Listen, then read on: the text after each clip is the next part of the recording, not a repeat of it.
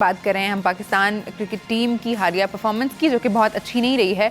अब एक सवाल ये पैदा हो गया है कि क्या सुपर 8 में अगर टीम पाकिस्तान नहीं पहुंचती तो उनको अगले वर्ल्ड कप के लिए क्वालिफाइंग राउंड खेलना पड़ेगा। इसमें देख लेते हैं कि मामला क्या है।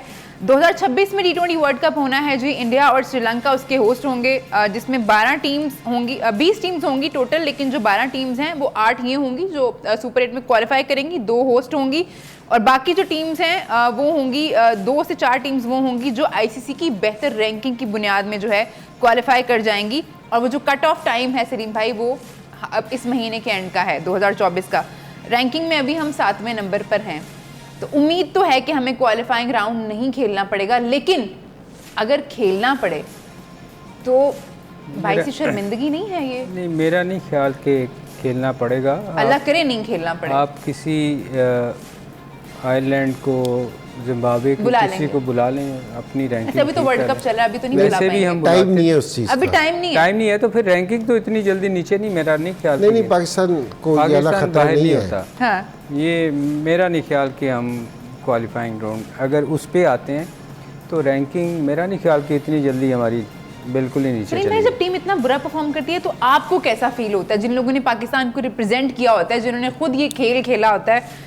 हमारी फीलिंग्स तो फैंस वाली हैं, हम जज्बाती लोग हैं। आप मुझे कहते हैं मैं जज्बाती हूँ, मैं चाहूंगी कि आप भी हमें थोड़ा बताएं, क्योंकि आप बड़े काम हो के मैच देख रहे होते हैं। मैं जितने भी मैचेस हम लोगों ने साथ देखे हैं, आप मैं आपको बताऊं, देखें हम कोई फरिश्ते नहीं थे। मैं और इंजी जो बुरा ना हुआ हो, बुरा होता है, बहुत बहुत बुरा भी हुआ। अच्छी परफॉर्मेंस भी हुई, बुरी परफॉर्मेंस भी हुई। आपको तकलीफ़ जब होती है कि जब आपकी चीज़ें ठीक नहीं हुई होती। जैसे हम सिलेक्शन पे बात करते हैं, जो उस दिन जो टीम आपने सेलेक्ट करनी होती है वो आपने विकेट देख के सिलेक्ट नहीं की होती। अगर आपने स्पिन विकेट है तो आपने फास्ट बॉलर खिला दिए, फास्ट है तो आपने स्पिनर खिला दिए। तो वो उन चीज़ों पे हम कोड़ते हैं कि यार ये क्या कर दिया इन्होंने, ये क्या हुआ। बैट्समैन को पिंच हिटर को जाना चाहिए था अगर ज़रूरत थी, जैसे उस दिन हुआ कि वो अमाद ने सुपर उसके पहले भी अमाद ने जो तो बीट होता रहा कि नीचे से आके उसने नसीम ने आके हिटें मारने की कोशिश की। तो इन चीज़ों पे हमें गुस्सा चढ़ता है कि यार ये क्या हो रहा है, ये यहाँ ये ऐसे होना चाहिए था। हार जीत का जो है ना वो गेम का हिस्सा है। वो हम भी बहुत बुरी परफॉर्मेंसेस दी हैं, अच्छी भी दी हैं, उस पर हम नहीं कुटते, इस चीज़ पे कुटते हैं लोग कि यार ये क्या हुआ, जो हम बात भी कर रहे हैं आपके सामने, और कि यार ये चीज़ें ठीक नहीं। जो अफसोस तो ज़ाहिर है सारों को होता है, किसी को पाकिस्तान हारेगा तो सारों को होगा, लेकिन मैं ये समझता हूँ कि जो स्पोर्ट्समैन है ना, जो खेला हुआ है वो पर्सनल ना हो। जिस तरह बाबर आजम ने अगर किए ना, तो पर्सनल ना हो, ऐसा क्रिटिसिज्म करे कि अगर बाबर सुने ना तो बाबर को फ़ायदा हो जी, ठीक है, ताकि वो कहे कि यार इससे ये क्रिटिसिज्म है ना, ये बुरी चीज़ नहीं है।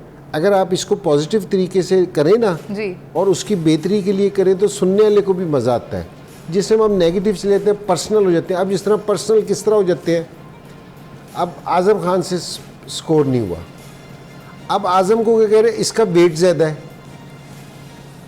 ये भाग नहीं सकता। भाई ये वाली बात तो जिससे वो सिलेक्शन की थी, ये तो उस टाइम भी था उसका वेट ज़्यादा है। ये अमेरिका में जाके थोड़ी ज़्यादा हो गया, ये वो अमेरिका में जाके उसने भागना छोड़ दिया। अब ये पर्सनल अटैक नहीं करने चाहिए। तो ये तो आपने जिन्होंने सेलेक्ट की है ना, उनसे आप ये करेंगे कि जी ये आपकी सिलेक्शन सही नहीं थी, ये वाली चीज़ सही नहीं थी। तो क्रिटिसिज्म बिल्कुल होना चाहिए, पॉजिटिव होना चाहिए, और उससे ये कि जी हमेशा बेहतरी आती है।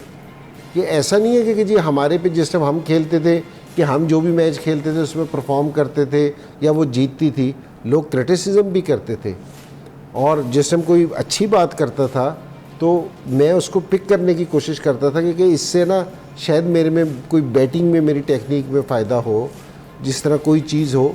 तो इस तरह का क्रिटिसाइज होना चाहिए, लेकिन ऐसा नहीं होना चाहिए कि जी आप है ना पर्सनल हो जाए। तो अभी भी जो बोर्ड से हमारी रिक्वेस्ट है ना, चेयरमैन साहब से, बोर्ड से चेयरमैन साहब से जो रिक्वेस्ट कर रहे हैं कि जी आप ज़रूर है ना इसका मुहासबा करें, पूरी टीम का पूरा इसको निकाल के देखें कि जी क्या सूरत हाल है, कहाँ बेहतरी आनी चाहिए। तो ताकि हमारी टीम में बेहतरी आ जाए। ये हार भी है ना, अगर हम इस हारने के बाद अपना सही अपना रुख कर लें तो मेरे ख्याल में ये हार भी जीत में बदल जाएगी। अगर आप हार से सबक सीख लें जी। और जो गलतियां हैं उनको रेक्टिफाई कर लें तो हार भी जो है वो एक जीत की तरह ही होती है, क्योंकि हमें तो हार बहुत लंबी अरसे से मिलना शुरू हो गई है। अब